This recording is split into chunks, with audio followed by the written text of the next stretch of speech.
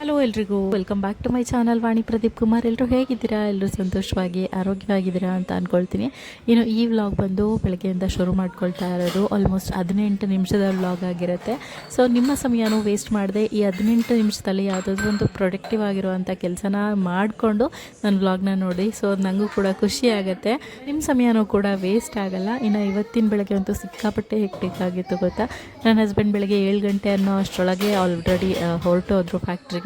So ಹಾಗಾಗಿ ಮಗುನ ನೋಡ್ಕೊಳ್ಳೋದು ಯಾರಾದರೂ ಅವ್ರು ಇದ್ದಿದ್ರೆ ಎತ್ಕೊಂಡಿದ್ದಿದ್ರೆ ನಾನು ಬೇರೆ ಕೆಲಸಗಳೆಲ್ಲ ಆಗಿರೋದು. ಬೇಗ ತಿಂಡಿನಾದರೂ ಮಾಡ್ಕೊಳ್ತಾ ಇದ್ದೆ, ಪೂಜೆ ಕೆಲಸ ಆ ಥರ ಏನಾದರೂ ಮಾಡ್ಕೊಳ್ತಾ ಇದ್ದೆ. ಅವ್ನು ಹೆಂಗೆ ಅಂತ ಹೇಳಿದ್ರೆ ಪಾಪನ ಎತ್ಕೊಂಡೇ ಇರಬೇಕು, ಅವನ ಹತ್ರನೇ ಇರಬೇಕು. ಒಂದು ನಿಮಿಷ ಯಾರೂ ಕಾಣಿಸಿಲ್ಲ, ಅವ್ನು ಮುಂದೆ ಇಲ್ಲ, ಎತ್ಕೊಂಡಿಲ್ಲ ಅಂದರೆ ಅಳೋದಕ್ಕೆ ಶುರು ಮಾಡ್ಕೊಂಡು ಬಿಡ್ತಾನೆ. ಸೊ ಚೀರಾಡಿ ಅಳ್ತಾನೆ, ಆ ಥರ ಕಲ್ತ್ಬಿಟ್ಟಿದ್ದಾನೆ. ಹಾಗಾಗಿ ಅವನಿಗೆ ಬೆಳಗ್ಗೆ ಗಂಜಿ ತಿನ್ನಿಸಿ ಇವಾಗಿಂದ ಶುರು ಮಾಡ್ಕೊಂಡಿದ್ದೀನಿ. ರಾಗಿ ಮಾಲ್ಟ್ ಕೊಟ್ಟು ಅದಾದಮೇಲೆ ಸ್ವಲ್ಪ ಹೊತ್ತು ಆಟ ಆಡಿಸಿ ಅವನಿಗೆ ಸ್ನಾನ ಮಾಡಿಸಿ ಬಿಸಿಲಲ್ಲಿ ತೋರಿಸಿ ಸ್ನಾನ ಮಾಡಿಸಿ ಮಲಗಿಸೋ ಅಷ್ಟೊತ್ತಿಗೆ ಸುಮಾರು ಹೊತ್ತು ಆಗೋಯಿತು. ಹಾಗಾಗಿ ಸರಿ ಪರವಾಗಿಲ್ಲ, ಇವತ್ತು ಲೇಟ್ ಆದರೂ ಪರವಾಗಿಲ್ಲ. ಆಲ್ರೆಡಿ ಇವಾಗ ಸಮಯ ಬಂದು 9:30 ಆಗ್ತಾ ಬಂತು. ಇನ್ನು ಇವಾಗ ಒಬ್ಬರು ಆಂಟಿ ಕೆಲಸಕ್ಕೆ ಬರ್ತಾ ಇದ್ದಾರೆ. ಆಲ್ಮೋಸ್ಟ್ ಇವಾಗ ಒಂದು ಮಂತ್ ಆಯ್ತಾ ಬಂತು ಅವರು ಬರೋದಕ್ಕೆ ಶುರು ಮಾಡಿ. ಅವರು ಬೆಳಗ್ಗೆ ಸ್ವಲ್ಪ ಕಸ ಹೊಡೆದು ನೆಲ ಒರೆಸ್ಕೊಟ್ಟು ಆಮೇಲೆ ಪಾತ್ರೆನೆಲ್ಲ ಕ್ಲೀನ್ ಮಾಡಿಕೊಟ್ಟು ಹೋಗಿರ್ತಾರೆ. ಆ ಪಾತ್ರೆಗಳನ್ನೆಲ್ಲ ಎತ್ತಿಟ್ಕೊಳ್ಬೇಕಾಗಿರುತ್ತೆ. ಇವತ್ತು ಅದೂ ಆಗಿರಲಿಲ್ಲ. ಮಗುಗೆ ಒಂದು ಕೈಲಿ ಎತ್ಕೊಂಡು ಅವನನ್ನು ಇನ್ನೊಂದು ಕಡೆ ಒಂದು ಕೈಲಿ ಪಾತ್ರೆಯಲ್ಲಿ ನೀರು ತುಂಬಿಸಿ ಸ್ಟವ್ ಮೇಲಿಟ್ಟು ಅವನಿಗೆ ನೀರು ಕಾಯಿಸಿ ಸ್ನಾನ ಮಾಡಿಸಿದ್ದಾಯಿತು. ಮಗುಗೆ ಮಾತ್ರ ಗೀಝರ್ ನೀರಾಗಿರ್ಬೋದು, ಸೋಲಾರ್ ನೀರು ನಮ್ಮ ಮನೇಲಿ 2 ಬರುತ್ತೆ. ಸೊ ಅವನಿಗೆ 2 ಬಳಸಲ್ಲ. ನಾನು ಒಲೆ ಮೇಲೆ ನೀರು ಕಾಯಿಸೇನೆ ಇವಾಗ್ಲೂ ಅವನಿಗೆ ಸ್ನಾನ ಮಾಡಿಸೋದು. ಅದು ತುಂಬ ಜಾಸ್ತಿ ಹೀಟ್ ಇರುತ್ತೆ, ಎಲೆಕ್ಟ್ರಿಕ್ ಒಂದು ನೀರು ಅಷ್ಟು ಒಳ್ಳೆಯದಲ್ಲ ಅಂತ ಹೇಳ್ಬಿಟ್ಟು ಸ್ಟವ್ ಮೇಲೆ ಕಾಯಿಸ್ಬಿಟ್ಟೆ ಸ್ನಾನ ಮಾಡಿಸೋದು. ಹಳ್ಳಿಲಾಗಿದ್ದರೆ ಅಂಡೆ ಒಲೆ ಇರುತ್ತೆ, ಚೆನ್ನಾಗಿರುತ್ತೆ. ಮಕ್ಳಿಗೆ ಸ್ನಾನ ಬಿಸಿಯಾಗಿ ಸ್ನಾನ ಮಾಡಿ ಮಲ್ಕೊಂಡು ಬಿಡ್ತಾರೆ. ಬಟ್ ಇದು ಒಲೆ ಮೇಲೆ ಕಾಯಿಸಿದ್ರು ನೀರು ಅವ್ರಿಗೆ ಬೆಚ್ಚಗಂತ ಅನ್ಸುತ್ತೆ. ಬಿಸಿ ನೀರು ಹಾಕಿ ಮಲಗಿಸ್ಬಿಟ್ರೆ ಅಟ್ಲೀಸ್ಟ್ 1-2 ಅವರ್ ಆದರೂ ಮಲ್ಕೋತಾನೆ. ಅವ್ನಿಗೇನು ಗೊತ್ತಾ, ಸ್ವಲ್ಪ ಹೊತ್ತು ಜಾಸ್ತಿ ಹೊತ್ತು ಆಟ ಆಡಿಸ್ಬೇಕು. ಹಾಗಿದ್ದರೆ ಸ್ವಲ್ಪ ಹೊತ್ತು ಸುಮಾರು 1-2 ಗಂಟೆನಾದರೂ ಮಲ್ಕೋತಾನೆ. ನೀವು ಬೇಗನೆ ಸ್ನಾನ ಮಾಡಿಸಿ ಮಲಗಿಸ್ಬಿಟ್ರೆ ಬೇಗ ಎದ್ದು ಬಿಡ್ತಾನೆ ಅವನು. ಆ ಥರ ಇರುತ್ತೆ. ಅವನಿಗೆ ಬೆಳಗಿನ ಜಾವ ತುಂಬ ನಿದ್ದೆ ಕಡಿಮೆ. ರಾತ್ರಿ ಮಾತ್ರ ಅವನು ನನಗೆ ಡಿಸ್ಟರ್ಬ್ ಮಾಡಲ್ಲ, ಆರಾಮಾಗಿ ಮಲ್ಕೋತಾನೆ. ಸೊ ಅದು ಒಂದು ಪ್ಲಸ್ ಪಾಯಿಂಟ್ ಅಷ್ಟೇನೆ. ಇನ್ನು ಪಾತ್ರೆಗಳನ್ನೆಲ್ಲ ಎತ್ತಿಟ್ಬಿಟ್ಟು ಊಟಕ್ಕೆ ಬೇರೆ ನನಗೆ ತಿಂಡಿಗೆ ಬೇರೆ ಸಮಯ ಆಗಿಬಿಟ್ಟಿತ್ತು. ಬೇಗ ಒಂದು 9 ಗಂಟೆ ಒಳಗಾದ್ರೂ ನಾನು ತಿಂಡಿ ಮುಗಿಸ್ಕೊಂಡು ಬಿಡಬೇಕು. ಅದು ಆದಮೇಲೆ ನಂಗೆ ಸುಮಾರು ಹೊತ್ತಾಗ್ಬಿಟ್ರೆ ನಿಜವಾಗ್ಲೂ ಒಂಥರ ಸುಸ್ತಾಗೋದಕ್ಕೆ ಶುರು ಆಗಿಬಿಡುತ್ತೆ. ಫೀಡಿಂಗ್ ಮದರ್ಸಿಗೆ ಗೊತ್ತಾಗುತ್ತೆ ಈ ಥರದ್ದು ಒಂದು.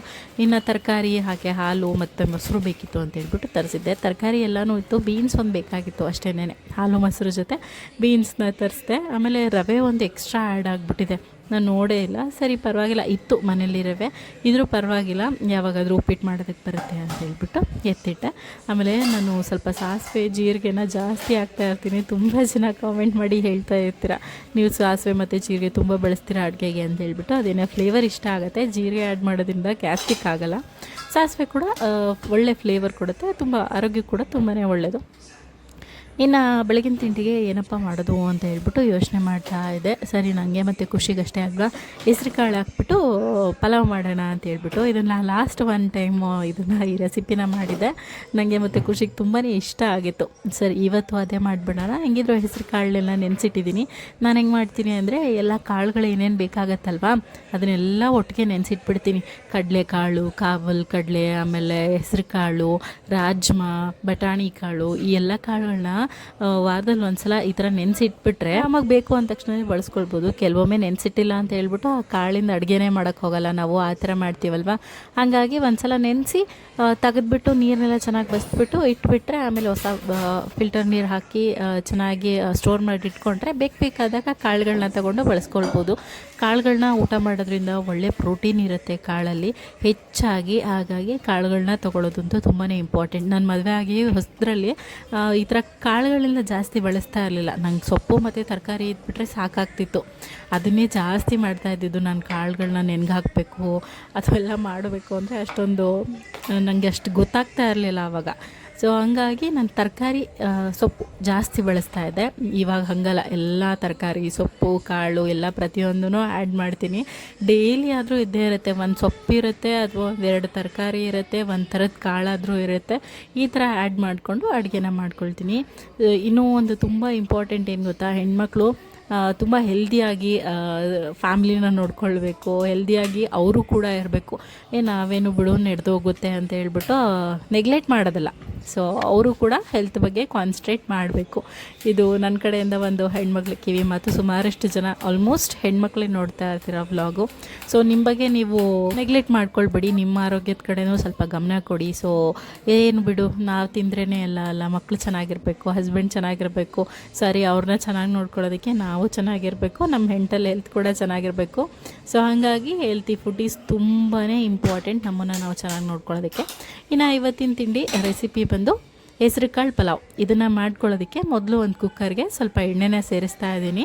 ಸೊ ಅದು ಎಣ್ಣೆ ಖಾಲಿ ಅಷ್ಟರೊಳಗೆ ನಾನು ಸ್ವಲ್ಪ ಫ್ರೆಶ್ ಆಗಿ ಶುಂಠಿ ಮತ್ತು ಬೆಳ್ಳುಳ್ಳಿನ ಕುಟ್ಟಿ ಪುಡಿ ಮಾಡ್ಕೊಳ್ತಾ ಇದ್ದೀನಿ. ಸೊ ಜಜ್ಜಿಟ್ಕೊಳ್ತಾ ಇದ್ದೀನಿ. ಇನ್ನು ಒಂದು ಎಣ್ಣೆ ಸೇರಿಸಿದ್ವಲ್ಲ, ಅದಕ್ಕೆ ಸಾಸಿವೆ, ಜೀರಿಗೆ, ಏಲಕ್ಕಿ, ಲವಂಗ, ಸ್ವಲ್ಪ ಚಕ್ಕೆ, ಹಾಗೆ ಚಕ್ರ ಮೊಗ್ಗು, ಪಲಾವ್ ಎಲೆ ಇದ್ದರೆ ಪಲಾವ್ ಎಲೆನೂ ಸೇರಿಸ್ಕೊಳ್ಬೋದು. ಸೊ ನಾನು ಇಲ್ಲಿ ಸ್ಕಿಪ್ ಮಾಡಿದ್ದೀನಿ. ಇದನ್ನು ಸ್ವಲ್ಪ ಚೆನ್ನಾಗಿ ಫ್ರೈ ಮಾಡ್ಕೊಳ್ಬೇಕು. ಫ್ರೈ ಮಾಡ್ಕೊಂಡ ನಂತರ ಸ್ವಲ್ಪ ಕರಿಬೇವು, ಹಾಗೆ ಕಟ್ ಮಾಡಿ ಇಟ್ಕೊಂಡಿರೋಂಥ ಈರುಳ್ಳಿ ಉದ್ದುತ್ವಾಗಿ ಕಟ್ ಮಾಡ್ಕೊಂಡಿದ್ದೀನಿ, ಈ ಈರುಳ್ಳಿನೂ ಸೇರಿಸಿ, ನಂತರ ಬೀನ್ಸು, ಆಮೇಲೆ ಸ್ವಲ್ಪ ಕ್ಯಾರೆಟು, ಹಾಗೆಯೇ ಸ್ವಲ್ಪ ಟೊಮ್ಯಾಟೊ, ಕಟ್ ಮಾಡಿ ಇಟ್ಕೊಂಡಿರೋಂಥ ಟೊಮ್ಯಾಟೊ, ಜಜ್ಜಿಟ್ಕೊಂಡಿರೋಂಥ ಶುಂಠಿ ಬೆಳ್ಳುಳ್ಳಿ ಪೇಸ್ಟನ್ನು ಚೆನ್ನಾಗಿ ಫ್ರೈ ಮಾಡ್ಕೊಳ್ಬೇಕು. ಇದು ಸ್ವಲ್ಪ ಸಾಫ್ಟ್ ಆಗೋವರೆಗೂ ಫ್ರೈ ಆಗಲಿ. ಸ್ವಲ್ಪ ಕಡಿಮೆ ಎಣ್ಣೆ ಬೆಳೆಸಿರ್ತೀವಲ್ವ, ಸ್ವಲ್ಪ ಸ್ಲೋ ಫ್ಲೇಮಲ್ಲೇ ಕುಕ್ ಮಾಡಿಕೊಂಡ್ರೆ ಬೆಟರು. ನಾನಿಲ್ಲಿ ಸ್ವಲ್ಪ ಹೈ ಫ್ಲೇಮ್ ಇಟ್ಬಿಟ್ಟೆ, ನೋಡಲಿಲ್ಲ, ಗೊತ್ತಾಗಲಿಲ್ಲ ನನಗೆ. ಆದಮೇಲೆ ಕ್ಯಾಪ್ ಹಾಕಿದ್ನಲ್ವ, ಸೊ ಅದು ಸ್ಮೆಲ್ ಕೂಡ ಬರಲಿಲ್ಲ. ಏನಾಗಿಲ್ಲ, ಜಾಸ್ತಿ ಏನು ಒತ್ತಿರಲಿಲ್ಲ. ನಾನು ಕೌಂಟರ್ ಟಾಪ್ನೆಲ್ಲ ಕ್ಲೀನ್ ಮಾಡಿಕೊಂಡು ಸ್ವಲ್ಪ ಅಕ್ಕಿನ ತೊಳೆದಿಟ್ಕೊಳ್ತಾ ಇದ್ದೀನಿ. ಒಂದು ಕಪ್ಪಷ್ಟು ಅಕ್ಕಿನ ತೊಗೊಳ್ತಾ ಇದ್ದೀನಿ. ಒಂದು ಕಪ್ ಆದರೆ ಸಾಕಾಗುತ್ತೆ ನನಗೆ ಮತ್ತು ಖುಷಿಗಿಬ್ರಿಗೂ. ಒಂದು ಕಪ್ಪಷ್ಟು ಅಕ್ಕಿಗೆ ಒಂದು 2 ಕಪ್ಪಷ್ಟು ನೆನೆಸಿಟ್ಕೊಂಡಿರುವಂಥ ಹೆಸರು ಕಾಳನ್ನ ತೊಗೊಳ್ತಾ ಇದ್ದೀನಿ. ನನಗೆ ಖಾಲಿ ಮೆಷರ್ಮೆಂಟ್ ಹೇಳ್ತಾ ಇದ್ದೀನಿ ಅಷ್ಟೇನೆ.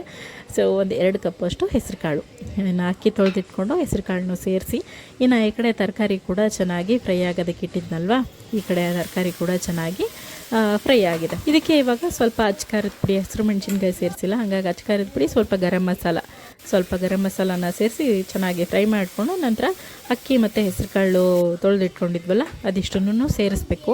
ಹೆಸರು ಕಾಳಲ್ಲಿ ನೀರು ಚೆನ್ನಾಗಿ ಅದೇ ಹೀರ್ಕೊಂಡಿರುತ್ತಲ್ವ, ಅಂದರೆ ನೆಂದಿರುತ್ತೆ. ಹಾಗಾಗಿ ಅಕ್ಕಿಗೆ ಎಷ್ಟು ಬೇಕೋ ಅಷ್ಟನ್ನು ಮಾತ್ರ ನಾನು ನೀರು ಸೇರಿಸ್ತಾ ಇದ್ದೀನಿ. ಹಾಗೆ ರುಚಿಗೆ ನೋಡಿಕೊಂಡು ಸ್ವಲ್ಪ ಉಪ್ಪು, ಸ್ವಲ್ಪ ನೀರೇನಾದರೂ ಜಾಸ್ತಿ ಹಾಕ್ಬಿಟ್ರಿ ಅಂತ ಹೇಳಿದ್ರೆ ಕಿಚಡಿ ಆಗಿಬಿಡುತ್ತೆ. ಹಾಗಾಗಿ ಪಲಾವ್ ಥರ ಬೇಕು ಅಂತ ಹೇಳಿದ್ರೆ ಅಕ್ಕಿಗೆ ಎಷ್ಟು ಬೇಕೋ ಅಷ್ಟನ್ನು ಮಾತ್ರ ನೀರು ಹಾಕಿ, ಒಂದು 2 ಕಪ್ ಜೊತೆ, 1 ಕಪ್ ಅಕ್ಕಿಗೆ ಒಂದು 2 ಕಪ್ ನೀರು ಜೊತೆ ಸ್ವಲ್ಪ ಎಕ್ಸ್ಟ್ರಾ ಹಾಕಿದ್ರೆ ಸಾಕಾಗತ್ತೆ. ಸೊ ಇನ್ನು ಈ ಕಡೆ ಕುಕ್ ಆಗೋದಕ್ಕೆ ಇಟ್ಟಿದ್ದೀನಿ ಪಲಾವು. ಶಿವನು ಆಲ್ರೆಡಿ ಹಸುವಾಗಿತ್ತಂತೆ, ಅಮ್ಮ ತಿಂಡಿ ಹಾಕ್ಕೊಡಮ್ಮ ಅಂತ ಹೇಳ್ತಾ ಇದ್ದ. ಸರಿ, ಅವನು ನಾನು ಅಡುಗೆ ಮನೇಲಿದ್ದೆ ಅಂದರೆ ಹಗಲೆಲ್ಲ ವಿಸಿಟ್ ಮಾಡ್ತಾನೆ ಇರ್ತಾನೆ. ಅವನು ಅಡುಗೆ ಮನೆ ಹಾಲಲ್ಲೇ ಇರಬೇಕು, ಟಿ ವಿ ನೋಡ್ತಾ ಇರಬೇಕು ಅಂತ ಹೇಳಲ್ಲ, ಏನಾದರೂ ಕಿತಾಪತಿ ಮಾಡ್ತಾನೆ ಇರ್ತಾನೆ.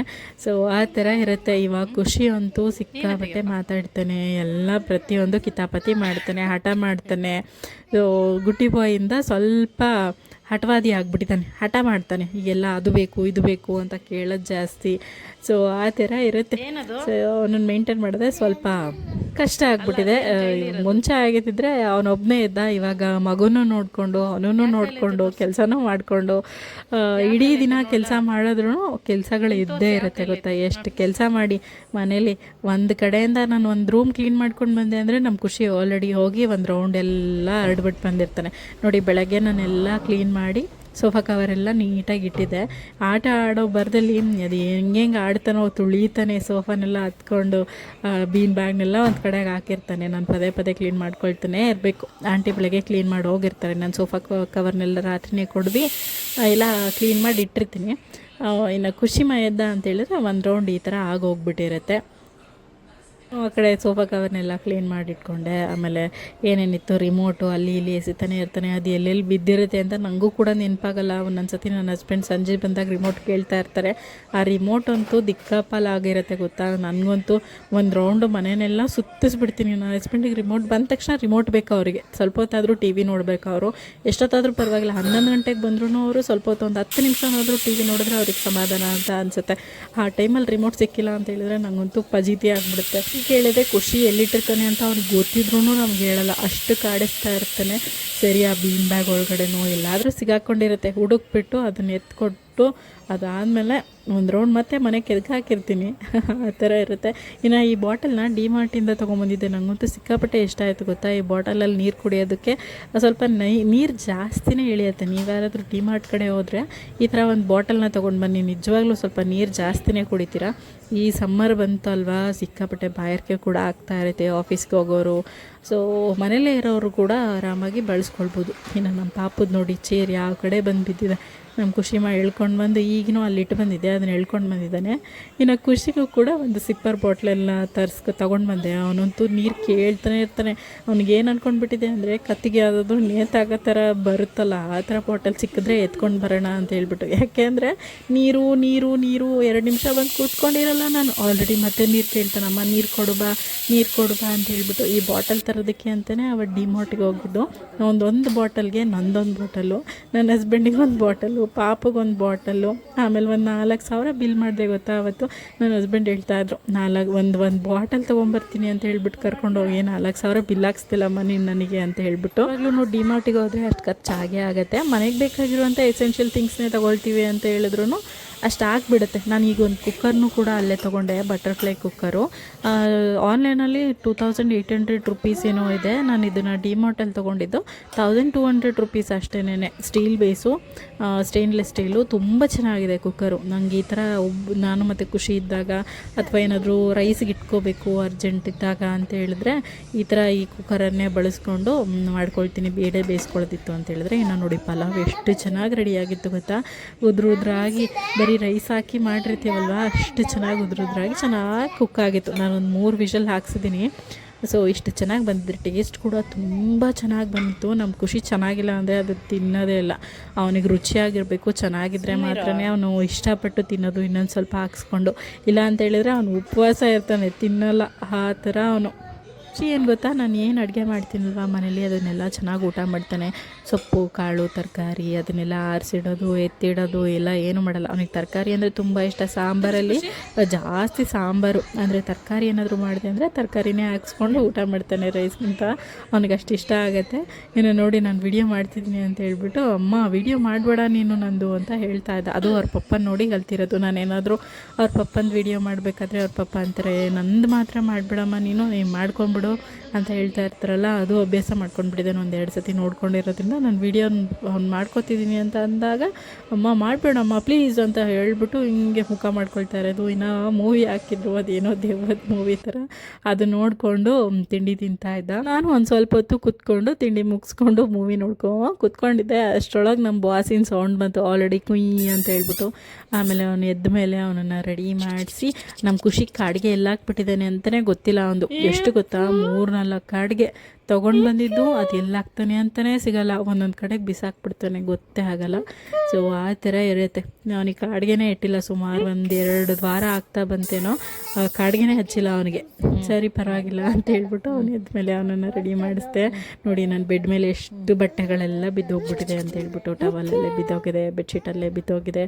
ಸರಿ ಪರವಾಗಿಲ್ಲ, ಏನು ಮಾಡೋಕ್ಕಾಗತ್ತೆ, ಆಮೇಲೆ ಮಾಡ್ಕೊಂಡ್ರಾಯ್ತು. ಇನ್ನು ಮಗು ಎದ್ದ ಮೇಲಂತೂ ಕಂಪ್ಲೀಟಾಗಿ ಒಂದು 3 ಗಂಟೆ ಏನಾದರೂ ಆಟ ಆಡ್ತಾನೆ. 1 ಗಂಟೆವರೆಗೂ ಆಟ ಆಡ್ತಾನೆ. 1 ಗಂಟೆ 2 ಗಂಟೆ ಆದರೂ ಪರವಾಗಿಲ್ಲ, ಒಂದು ಸ್ವಲ್ಪ ಹೊತ್ತು ಇದ್ದರೆ ಅಷ್ಟೊತ್ತಾದರೂ ಆಟ ಆಡ್ತಾನೆ. ಅವನಿಗೆ ಆಟ ಆಡ್ಸೋದಕ್ಕೆ ಅಂತ ಹೇಳ್ಬಿಟ್ಟು ಮ್ಯಾಟ್ ಹಾಸ್ತಾ ಇದ್ದೀನಿ. ಖುಷಿ ನೋಡಿ ಯಾವ ಥರ ಬಂದು ಮಲ್ಕೋದು, ಸಿಕ್ಕಾಪಟ್ಟೆ ಕಾಡಿಸ್ತಾನೆ ಗೊತ್ತಾ ಅವನು.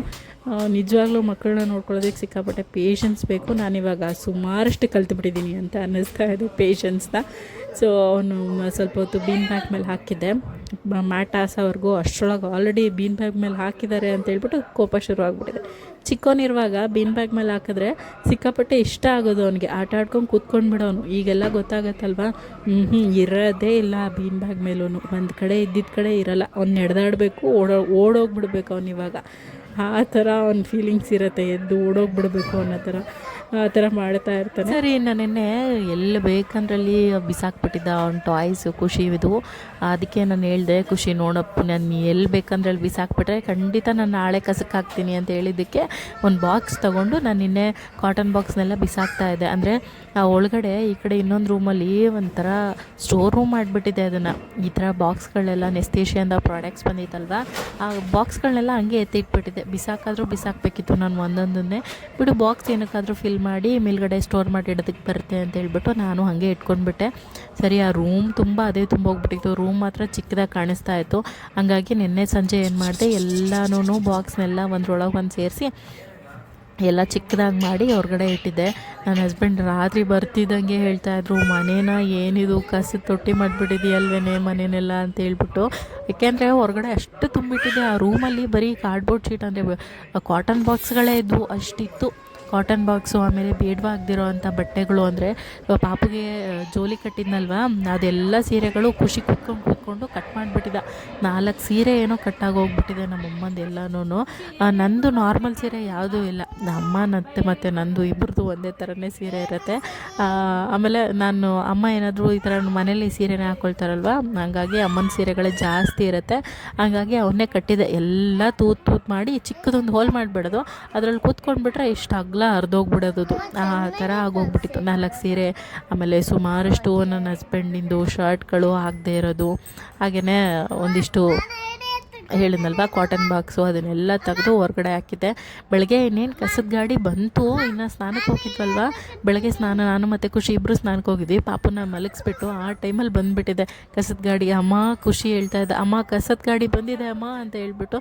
ಸರಿ ಬೇಗ ಸ್ನಾನ ಮಾಡ್ಕೊಂಡು ಬಂದು ಕಾರ್ಡ್ಬೋರ್ಡ್ ಶೀಟ್ನೆಲ್ಲ ಇದು ಮೇಲಿಂದನೇ ಬಿಸಾಕ್ತೆ ಕೆಳಗಡೆ. ಕಸದ ಹುಡುಗಿಗೆ ಹೇಳಿದೆ, ಹಾಕ್ತೀನಿ ನೋಡಪ್ಪಿ ಮೇಲಿಂದ, ಇದು ನೀವು ಎತ್ಕೋಬೇಕು ಅಂತ ಹೇಳ್ಬಿಟ್ಟು. ಸರಿ ಸುಮಾರಷ್ಟು ಕಸ ಇತ್ತಲ್ವ, ಅವ್ರಿಗೊಂದು 50 ರೂಪೀಸ್ ಕೊಟ್ಟೆ. ಅಷ್ಟು ಕಸ ಎತ್ಕೊಂಡು ಹೋಗಬೇಕು ಅಂತ ಹೇಳ್ಬಿಟ್ಟು. ಹಸಿ ಕಸ ಒಣ ಕಸ ಬೇರೆ ಇತ್ತು. ಆಮೇಲೆ ಏನು ಗೊತ್ತಾ, ಇಲ್ಲಿ ತುಂಬ ಕಡಿಮೆ ಕಸದವರೇ ಬರಲ್ಲ, ಒಂದು 4 ದಿವಸ 5 ದಿವಸಕ್ಕೊಮ್ಮೆ ಅನ್ನೋ ಥರ ಬರ್ತಾರೆ. ಹಾಗಾಗಿ ಕಸ ಸ್ವಲ್ಪ ಜಾಸ್ತಿನೇ ಆಗಿಬಿಡುತ್ತೆ. ಅಂತೂ ಎಷ್ಟು ಫಜೀತಿ ಆಯಿತು ನಂದು ಬೆಳಗ್ಗೆ. ಸೊ ಒಂಥರ ಟೆಂಪಲ್ ರನ್ ಆಡ್ದಂಗೆ ಆಯಿತು ನನಗೆ. ಯಾವ ಕೆಲಸನೂ ನೆಮ್ಮದಿಯಾಗಿ ಆಗಲಿಲ್ಲ ಗೊತ್ತಾ. ಇನ್ನು ಮಧ್ಯಾಹ್ನ ಅಡುಗೆಗೂ ರೆಡಿ ಮಾಡ್ಕೊಂಡು ಬಿಡ್ತೀನಿ, ಯಾಕೆಂದರೆ ಆನ್ ಟೈಮಿಗೆ ಊಟ ರೆಡಿ ಇರಬೇಕು ನನಗೆ. ಹಾಗಾಗಿ ನುಗ್ಗಿಕಾಯಿ ಬೇಳೆ ಸಾಂಬಾರು, ಹಾಗೆ ಹೂಕೋಸಿನ ಪಲ್ಯ, ರೈಸ್ನ ಮಾಡ್ಕೊಂಡಿದ್ದೆ. ಸಂಜೆ ಚಪಾತಿ ಮಾಡ್ಕೊಳಕ್ಕೆ ಬರುತ್ತೆ ಅಂತ ಹೇಳ್ಬಿಟ್ಟು. ನೋಡಿ ಪಾಪನ ಎತ್ಕೊಂಡೇ ಇರಬೇಕು. ಈ ಥರ ಅಷ್ಟು ಜನ ಕೇಳ್ತಾನೆ ಇರ್ತೀರಲ್ವಾ, ನೀವು ಹೆಂಗೆ ಮೇಂಟೈನ್ ಮಾಡ್ತೀರಾ ಮಗುನ ಮನೇನ ಅಂತ ಹೇಳ್ಬಿಟ್ಟು. ಇದೇ ಥರ ಎಕ್ಸ್ಟ್ರಾ ಪವರ್ ಬೇಕು ಗೊತ್ತಾ, ಮಗುನ ಮನೇನ ಕೆಲಸನ ಮೇಂಟೈನ್ ಮಾಡೋದಕ್ಕೆ. ಇವಾಗ ಆಂಟಿ ಬರ್ತಿರೋದ್ರಿಂದ ನನಗೆ ಸ್ವಲ್ಪ ಕೆಲಸ ಕಡಿಮೆ ಆಗಿದೆ. ಮುಂಚೆ ಅಂತೂ ಸಿಕ್ಕಾಪಟ್ಟೆ ಕೆಲಸ ಆಗ್ತಿತ್ತು, ಎಷ್ಟು ಸುಸ್ತಾಗ್ತಿತ್ತು ಅಂತ ಹೇಳಿದ್ರೆ ಬಿಟ್ಟರೆ ಸಾಕು 8 ಗಂಟೆಗೆಲ್ಲ ಫ್ಲ್ಯಾಟ್ ಆಗಿಬಿಡ್ತಿದೆ. ಮಗು ಮಲ್ಕೊಂಡಿದ್ದ ತಕ್ಷಣವೇ ಊಟ ಮುಗಿಸ್ಕೊಂಡು ಮಲ್ಕೊಂಡ್ಬಿಡೋದು. ನನಗಂತೂ ಎಚ್ಚರನೇ ಇರ್ತಾ ಇರಲಿಲ್ಲ, ಅಷ್ಟು ನಿದ್ದೆ ಬಂದು ಹೋಗ್ಬಿಟ್ಟಿರೋದು. ಇವಾಗ ಸ್ವಲ್ಪ ರೆಸ್ಟ್ ಆಗಿದೆ, ಯಾಕೆಂದರೆ ಆಂಟಿ ಬರ್ತಾರೆ ಕೆಲಸಕ್ಕೆ. ಪಾತ್ರೆಗಳ ಕೆಲಸ ಹೆಚ್ಚಾಗಿರಲ್ಲ, ಆಂಟಿ ಬೆಳಗ್ಗೆ ಬಂದು ತೊಳಿತಾರೆ ಅಂತ ಹೇಳ್ಬಿಟ್ಟು ಪಾತ್ರೆಗಳನ್ನೆಲ್ಲ ಜೋಡಿಸಿ ಸಿಂಕ್ ಒಳಗಡೆ ಎತ್ತಿಟ್ಟಿರ್ತೀನಿ. ಅವ್ರು ಬಂದು ಬೆಳಗ್ಗೆನೆಲ್ಲ ಕ್ಲೀನ್ ಮಾಡ್ಕೊಳ್ಳೋದ್ರಿಂದ ಈಗ ಸ್ವಲ್ಪ ಕೆಲಸ ಕಡಿಮೆ ಆಗಿದೆ. ಇನ್ನು ಈ ಕಡೆ ಖುಷಿನ ನೋಡಿ, ಪಲ್ಯ ಮಾಡಿದ್ನಲ್ವ ಎಲೆಕೋಸಿನ ಪಲ್ಯ, ಅದನ್ನು ಕಪ್ಪು ಮತ್ತು ಸ್ಪೂನ್ ತಗೊಂಡು ಕಪ್ಪು ಒಳಗಡೆ ಪಲ್ಯನ ಹಾಕ್ಕೊಂಡು ತಿಂತಾ ಇದ್ದಾನೆ. ಅವನಿಗೆ ಇಷ್ಟ ಆಯ್ತಂತೆ ಪಲ್ಯ. ಅಮ್ಮ ಚೆನ್ನಾಗಿದೆ ಅಂತ ಹೇಳ್ಬಿಟ್ಟು ಅದನ್ನೇ ತಿಂತಾ ಇದ್ದ. ಮಧ್ಯಾಹ್ನ ಊಟನೂ ಮಾಡಿಲ್ಲ ಅವನು, ಬರೀ ಪಲ್ಯನೇ ತಿಂದಿದ್ದಾನೆ. ಸ್ವಲ್ಪ ರೈಸು ಮತ್ತು ಸಾಂಬಾರು ಊಟ ಮಾಡಿದ್ದು. ಈ ಥರ ಇರುತ್ತೆ ನನ್ನ ದಿನ.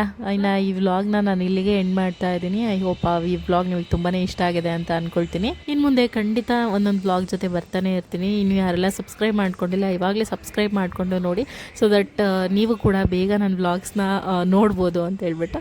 ಸೊ ಇವಾಗ ಊಟನೆಲ್ಲ ಮುಗಿಸ್ಕೊಂಡಿದ್ದಾಯಿತು, ಪಾಪುನು ಕೂರಿಸ್ಕೊಂಡು ಊಟನೆಲ್ಲ ಮುಗಿಸ್ಕೊಂಡಿದ್ದಾಯಿತು. ಮತ್ತೊಂದು ಬ್ಯೂಟಿಫುಲ್ ವ್ಲಾಗ್ ಜೊತೆ ಮತ್ತೆ ಸಿಗ್ತೀನಿ. ಅಲ್ಲಿವರೆಗೂ ಟೇಕ್ ಕೇರ್, ಬಾಯ್.